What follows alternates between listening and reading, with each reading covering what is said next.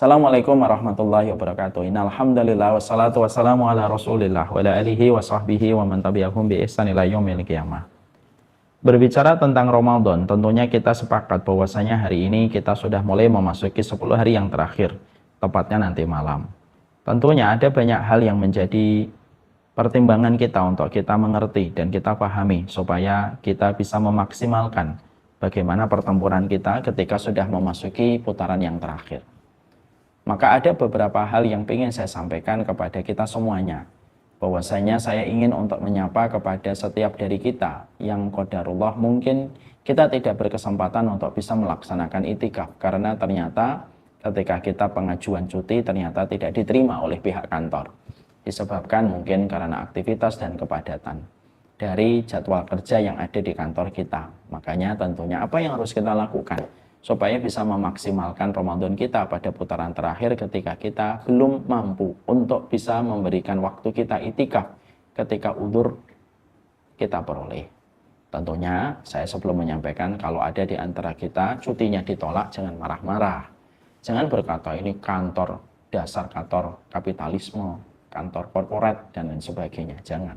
Bagaimanapun kantor itu adalah tempat kita mendapatkan rezeki untuk mencukupi kebutuhan kita, menegakkan tulang kita. Dan selama ini kita tidak menjadi keluarga yang menjadi beban dari rezeki yang kita dapatkan di kantor. Tentunya kita harus selalu memiliki perspektif positive thinking. Kalau kantor kita belum bisa memberikan kepada kita cuti, mungkin karena kondisi jadwal kerja yang begitu padat, maka sesungguhnya pertama kali berikanlah prasangka yang baik. Karena sesungguhnya yang memberikan kesempatan kepada kalian untuk bekerja itu Allah. Dan zat yang kita tuju ketika kita bekerja itu juga adalah ketika kita itikaf itu juga Allah. Tidak usah membenturkan Allah yang memberikan kepada kita kesempatan bekerja dengan zat yang kita tuju ketika kita melakukan itikaf. Karena dua-duanya datang dari Allah. Dan kita tentunya paham kan, kita kerja ini kan bukan untuk mengumpulkan pundi-pundi kemewahan. Tapi kita memang bekerja karena sejatinya kita beribadah supaya keluarga kita tidak menjadi beban bagi orang lain.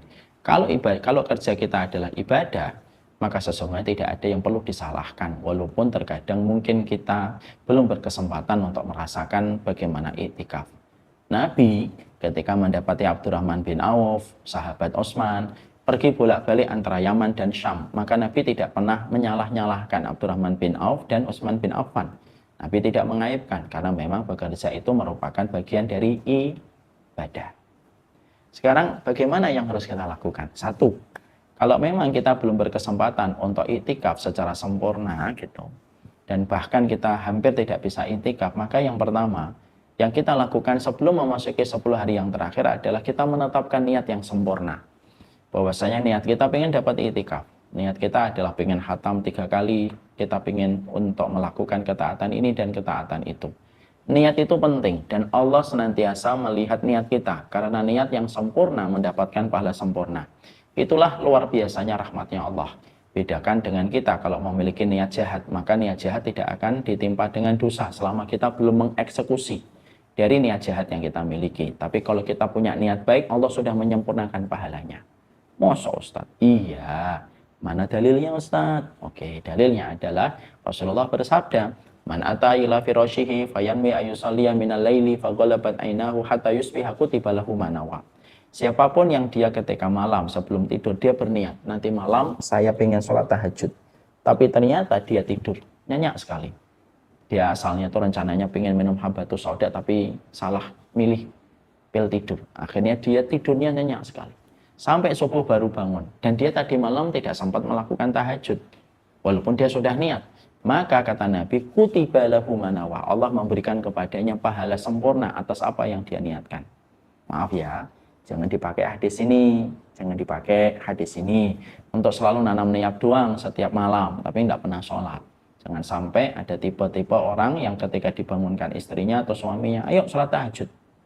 Saya sudah niat tadi malam. Dan akhirnya dia tidur sampai subuh. Tipe-tipe sabtoisme kayak gini nih, jangan sampai terjadi. Ya. Maka sesungguhnya niatkan. Suara apa itu? Maka niatkan betul bahwasanya betul-betul niatnya adalah karena Allah Subhanahu wa taala kita ingin untuk memberikan yang terbaik pada waktu perjalanan 10 hari yang terakhir.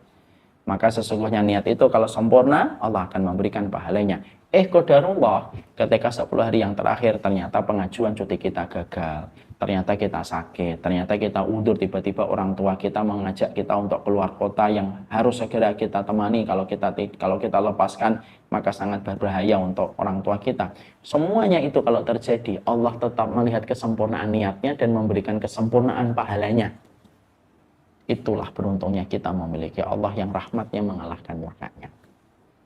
Sudah? Sudah. Yang kedua, apa yang kita harus lakukan? Yang kita harus lakukan adalah kita memohon kepada Allah supaya kita diampuni. Dan kita diberikan oleh Allah amal yang diterima. Kita diampuni 20 hari yang lalu, mungkin kita banyak lalainya. Karena ampunan itu bisa menambal yang bocor pada perjalanan ibadah kita. Kalian tahu tidak? Guys, Bapak dan Ibu, kenapa kita kalau habis sholat istighfar 3 kali? Kenapa harus istighfar 3 kali ketika kita habis sholat? Fungsinya istighfar itu adalah menambal apa yang kita lakukan pada sholat ketika tidak khusyuk. Makanya sebagian ulama memperbolehkan istighfarnya ditambah kalau kita merasa memang sholatnya berantakan. Istighfar itu menambal apa yang kurang. Dan kita beristighfar ketika kita mengucapkan istighfar kita di bulan Ramadan, Allahumma innaka afuwun tuhibbul afwa fa'fu anni. Lalu setelah itu berdoa, Rabbana taqabbal minna, semoga Allah terima amalan kita selama 20 hari pertama. Supaya apa? Kalau amal kita diterima di 20 hari pertama, maka Allah memberikan keberkahan kepada kita pada penghujung putaran yang terakhir. Maka berdoalah dengan doa-doa itu. Yang ketiga, kita harus paham bahwasanya kalau ada satu pintu yang tertutup, jangan fokus pada satu pintu yang tertutup. Ya, saya dulu sering ngasih nasihat tuh sama Sabto. Kalau ada akhwat yang menolakmu, kan udah terlalu sering tuh. Ya, kalau ada akhwat yang menolak kita, atau ada ikhwan yang menolak kita, ya jangan fokus pada yang menolak. Maka cari akhwat dan ikhwan yang menerima kita. Tempatkanlah dirimu pada orang yang bisa menghargai dirimu. Sama ini, kalau ada satu pintu yang tertutup, maka jangan fokus kepada pintu yang tertutup, bukalah pintu-pintu yang lain. Karena kata Imam Ibnu Qayyim, ini kata-kata Imam Ibnu Qayyim yang paling indah menurut saya. Innallaha idza aghlaqa baban bihikmatihi illa fatahallahu babaini birahmatih. Kalau Allah menutup satu pintu dengan hikmahnya, maka Allah pasti menggantinya dengan 2 pintu sebagai penggantinya dengan sifat rahmatnya yang sempurna. Kalau memang kamu tidak bisa untuk itikaf, ada amalan yang harus kita lakukan untuk bisa mengganti satu pintu amal yang tertutup. Apa itu Ustadz? Banyak. Contoh, mungkin bapak-bapak, mas-mas, abang-abang, none, dan encang-encing babe. Kalau memang kita tidak bisa itikaf, cari masjid. Cari masjid yang mereka mungkin mengadakan acara itikaf. Dan karena mungkin jumlahnya membludak, maka masjid tidak bisa membiayai semuanya dan harus berbayar. Maaf ya, sedikit keluar dari tema. Jangan alergi dengan dakwah kalau berbayar. Kita tahu bahwasanya dakwah itu memang harus di masjid, betul. Tapi terkadang dakwah itu berbayar karena itu merupakan cara dan metode seorang guru ketika ingin membiayai perjalanan dakwah ketika banyak orang dan banyak muslimin yang mereka terkadang tidak pernah memperhatikan bagaimana kebutuhan dakwah. Dakwah itu mahal. Kamera yang kita pakai saja ini mungkin harganya 70 sampai 100 juta. Laptop yang dipakai sama tim itu mungkin harganya bisa 80 juta. Terkadang dakwah itu kalah kualitasnya dibandingkan televisi, stasiun yang mereka memproduksi kemaksiatan. Terkadang ada 1-2 guru, mereka memiliki sebuah program-program yang di situ berbayar. Itu karena membiayai dakwah ketika kita yang terkadang cepat-cepat menghujat itu juga nggak pernah peduli apa kebutuhan dakwah selama bulan ini. Sebelum kita menghujat, tolong ceklah diri kita. Saya itu sudah bantu apa ya dakwah? Dari kamera, dari lampu, dari setting, apa yang bisa saya lakukan? Itu menjadi perenungan untuk kita. Kembali ke tema. Maka kita tentunya kalau ada masjid menetapkan iktikaf tapi bayar, jangan alergi dulu. Mungkin masjidnya memang betul-betul habis karena memang anggarannya untuk iktikaf 100 juta dan ternyata sudah tercover untuk misalkan untuk 100 orang. Lalu ditetapkan bayaran. Cari itu. Lalu bayarin 10 orang. Pak, di sini ada program iktikaf ya. Bayar berapa? Bayar 250.000. Oke Pak, saya transfer 2.500.000. Kita membiayai 10 orang yang itikaf, maka sesungguhnya orang yang membiayai itikaf mendapatkan kesempurnaan pahala itikaf. Man jahaza ghazian fahuwa ghazin. Barang siapa yang mempersiapkan orang yang berperang, maka dia mendapatkan pahala berperang. Siapapun yang mereka terhalang dari itikaf, maka bisa jadi dia mendapatkan pahala itikaf ketika dia memberikan pahala, ketika dia memberikan kecukupan kepada orang yang itikaf. Atau kalau misalkan ternyata itikafnya itu ternyata free, carilah orang-orang yang nggak punya, banyak penjual buku, tukang ojek yang mereka itikaf, kasih mereka uang, Pak. Selama ngojek 1 hari dapat berapa? 70.000. Oke Pak, Bapak itikaf Pak. Nih saya kasih 700.000, Bapak nggak usah ngojek selama 10 hari, plus untuk THR 700.000, 1,5. Bapak silahkan ibadah sama Allah, saya cukupin Pak, saya nggak bisa. Karena saya formal, Bapak kan informal. Pekerjaannya saya membackup. Kadang-kadang ada sebagian saudara kita tidak mendapatkan cuti karena Allah melihat pundaknya lebih kuat, kakinya lebih tegar, dan kakinya lebih kekar. Dia disuruh oleh Allah untuk nyari rezeki, untuk mengcover dan mencukupi kebutuhan orang yang itikaf. Kan indah ya kalau kehidupan umatnya Nabi itu saling bersinergi dalam kebaikan dan memandang kebaikan. Yang itikaf tidak usah nyepelekan orang yang tidak itikaf, lalu geleng-geleng kepalanya ketika melihat orang tidak itikaf. Astagfirullahaladzim, gak itikaf. Yang tidak itikaf juga tidak usah benci sama orang yang itikaf. Dengan mengatakan mabuk agama. Tidak ada kalimat yang diucapkan ketika mengatakan mabuk agama kecuali orang yang mengatakan kalimat itu adalah orang yang mabuk dengan dunianya. Ya. Jadi jangan suka mengatakan kalimat itu. Maka sesungguhnya ketika ada satu pintu yang tertutup, buka pintu-pintu yang lainnya. Yang semoga pintu-pintu itu bisa memberikan kepada kita pahala kebaikan. Dan itulah yang Allah bagikan kepada kita. Innallaha qassamal a'mal kama qassamal arzaq. Allah itu membagi amal sebagaimana Allah membagi rezeki. Dan terkadang memang pekerjaan amal kita menuju surga itu beda-beda. Ada ibu-ibu yang ternyata anaknya cuma 1 sudah besar. Paling utama itikaf. Tapi ada ibu-ibu kayak istri saya mungkin anaknya banyak dan masih kecil, dia tidak bisa itikaf. Tapi bisa jadi ketika dia merawat anak, menjaga anak, melindungi anak, maka sesungguhnya pahalanya lebih besar dibandingkan yang itikaf. Karena apa? Segede-gedenya itikaf, sekumbu-kumbunya itikaf, dia tetap sunnah. Tetapi merawat anak, menjaga anak itu adalah kewajiban. Istri saya dulu pernah ngomong, kalau saya umroh itu kadang sedih, tidak bisa tawaf sunnah. Saya bilang, tidak apa-apa Bu. Karena sesungguhnya segede-gedenya tawaf sunnah tidak akan bisa mengalahkan keutamaan ketika kamu menjaga anak-anakmu dan merawat anak-anakmu. Maka itulah yang Allah bagi-bagikan kepada kita. Terkadang ada saudara kita tidak itikaf karena Allah melihatnya ini punya kemampuan untuk meraih rezeki. Sehingga apa? Kamu nyari rezeki, tapi jangan lupa ya tempat-tempat kebaikan yang kamu harus berikan kepada orang yang itikaf. Dan itu akan menjadi sebuah pemandangan yang indah, lebih indah daripada view-nya gunung ketika kita saksikan dengan kedua mata kita. Yang ketiga, apa yang harusnya kita lakukan ketika dalam kondisi kita tidak mampu untuk itikaf? Maka yang ketiga yang kita lakukan adalah kita tentunya menyampaikan kepada Allah, curhat kepada Allah, ya Allah saya tidak mampu itikaf karena berbagai macam kewajiban yang ada di pundak saya. Mengakui kelemahan kita, mengakui keterbatasan kita, itu menjadikan justru kita ditinggikan oleh Allah, posisi kita, maqam kita, dan kedudukan kita. Dan itulah yang harusnya kita kerjakan. Jadi kalau kita memang belum mampu itikaf, itulah yang kita kerjakan tanpa mengurangi ketaatan kita. Ketika di rumah, di kantor ada kesempatan tilawah. Ustadz, kalau di bulan Ramadan apakah saya tilawah atau saya pilih membaca tadabbur bacaan dan maknanya? Kalau pada bulan Ramadan fokus saja tilawah.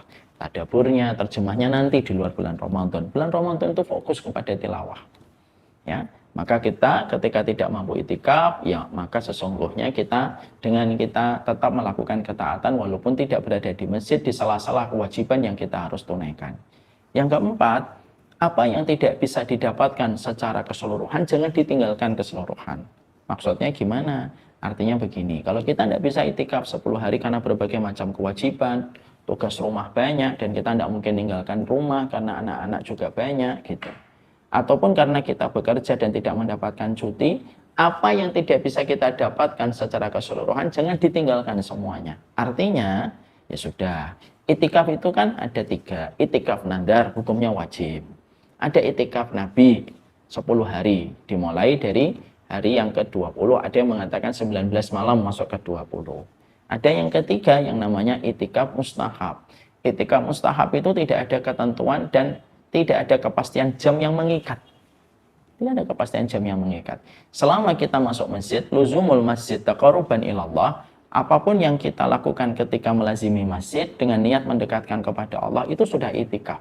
Walaupun itikafnya cuma 1 jam, cuma 2 jam, cuma dari malam sampai subuh, kemudian pulang, yang sering disebut dengan itikaf kalong. Tidak ada masalah. Apa yang tidak bisa diperoleh secara sempurna, jangan ditinggalkan semuanya.